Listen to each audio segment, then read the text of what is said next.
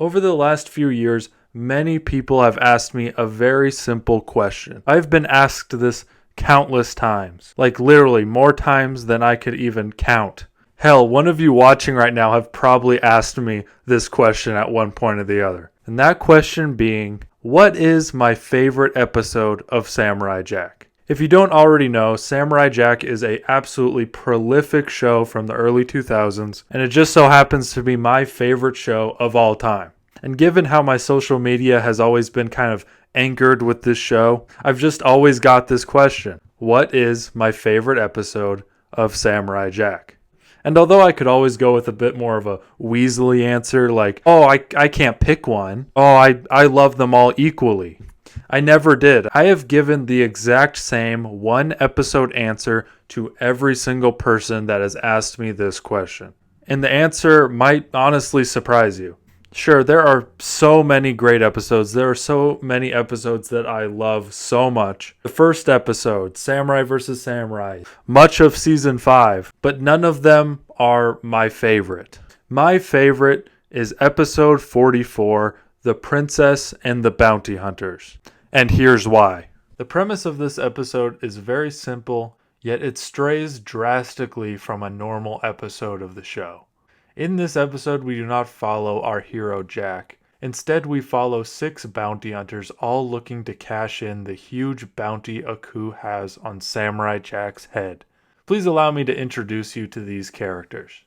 First off, we have Jujunga, an Australian Aboriginal warrior who wields a didgeridoo modified into a blowgun. Then we have I and M, 2 small cat-like creatures that share the same mind. They finish each other's sentences and also speak in rhymes.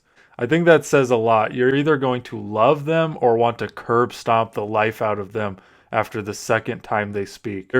There is absolutely no middle ground there. Then we have the Gentleman, a good-looking Southern-speaking man who is known for his deadly knives. And finally, we have Boris, the self-proclaimed biggest, baddest bounty hunter. But there happens to be a 6th bounty hunter among them, a mysterious bounty hunter in some kind of stormtrooper Darth Vader-looking ass armor. All of these bounty hunters find themselves in the exact same spot, an isolated cabin on a snowy path, a location that the samurai will sooner or later pass through. At first, it seems like an all-out brawl is about to break out among these bounty hunters, before they all decide to talk it out within the cabin. As they all stand in the cabin around a nice fire, the fact is stated that only one person can claim the bounty. And their arrogant minds come to the conclusion that the first to face the samurai is surely the one with the best odds. They all truly believe they can beat Samurai Jack all on their own. This is where one of the best aspects of this episode comes into play. Each bounty hunter tells their plan to kill the samurai. Up first is good old Jujunga, who states it's only fitting that he gets to go first since he arrived to the cabin first. And then he goes on to detail his plan. He has no chance against the power of Jujunga. As the samurai approaches, I shall sit by the roadside playing the flute. He will pause a moment and listen to the beautiful sounds.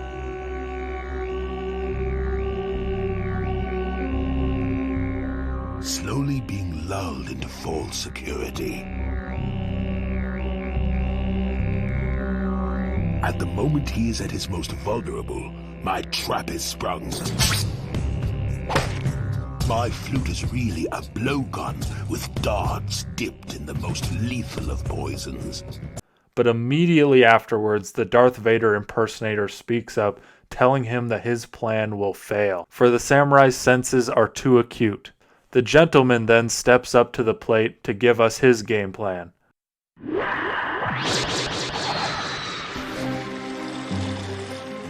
For I shall meet my most studious of samurais out on the field of honor in a duel of epic proportions. It is true the samurai has great skills, that no one can deny, But on this day, my friends, it is the gentleman who will prevail, for my talents are far superior, and my strategy is as sound as I am elegant. Yes, I will take advantage of his intense concentration and split his focus, forcing him to choose between life and death.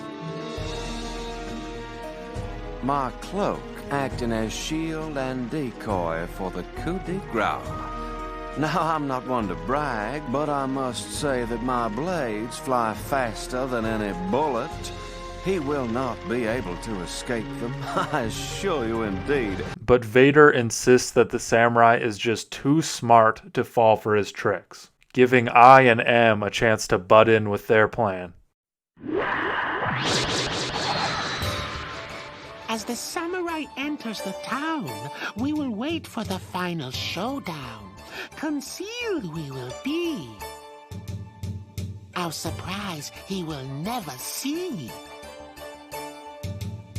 I will attack from the rear, and Anne from the sun will appear. 1,000 bombs will fall from the sky. In his confusion, the samurai will surely die. But again, this plan is quickly brushed aside due to Jack being able to simply use his sword to escape. It is at this point that we get to hear Boris's absolutely genius plan. The little man is coming. I do not wait. Bah!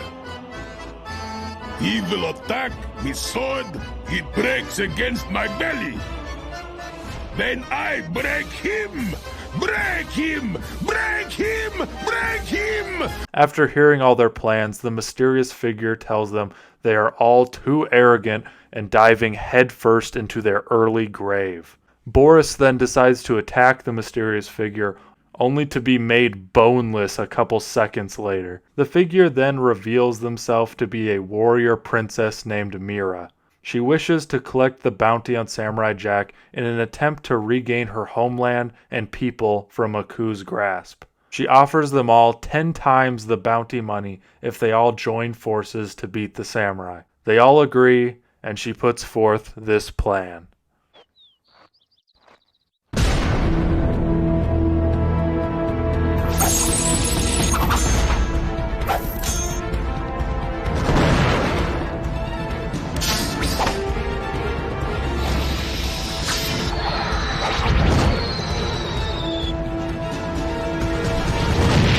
A plan seemingly sealing all the weaknesses they had as separate powers.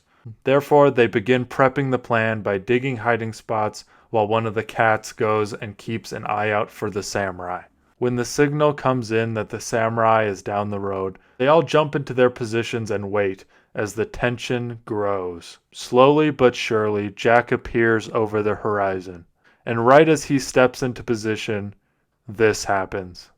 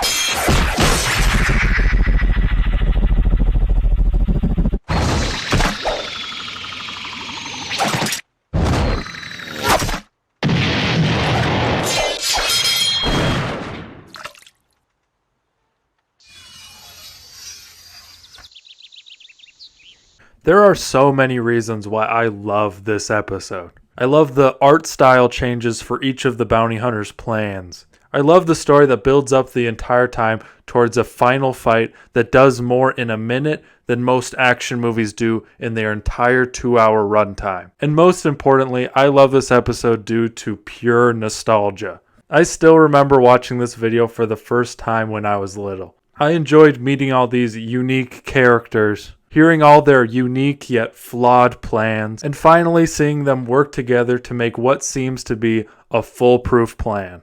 Only for that plan to fall like dominoes as soon as Jack is able to keep a hold of his sword. And the fact that Samurai Jack literally kicked all of their asses in the amount of time it took one drop of water to fall to the ground. This episode blew my mind as a kid, and given its place right in the middle of season 4, it showed me just how far Jack has come since the first episode. It showed me just how powerful Jack was, and it got me so hyped for the day that Jack would finally get to defeat Aku once and for all. But as we all know, I sure had to wait a couple years before I got to see that. Thank you so much for watching. I can barely express how excited I was to make this video and talk about my favorite episode of all time. Be sure to comment your favorite episode in the comments below. I would absolutely love to read those. There's so many amazing choices out there. I'm beyond excited just to see what you guys enjoyed. In the future, I'd love to do a complete episode tier list where I literally rank every single episode. I also definitely still plan on making some review style videos for the entirety of the Samurai Jack series. So definitely stay tuned. Hit that subscribe button if you haven't already. So much more content coming out very soon. I'm on that YouTube grind and I ain't stopping. I hope you all have an absolutely amazing day, and I hope I see you in the next one. I want some cheeseburgers just to eat. I'm talking ketchup, my nigga mustard on the beat. You gotta put a lot of lettuce, please, because I like to have a lot of grease. I remember eating outside with my whole team. Now a nigga gotta stay home cause of quarantine.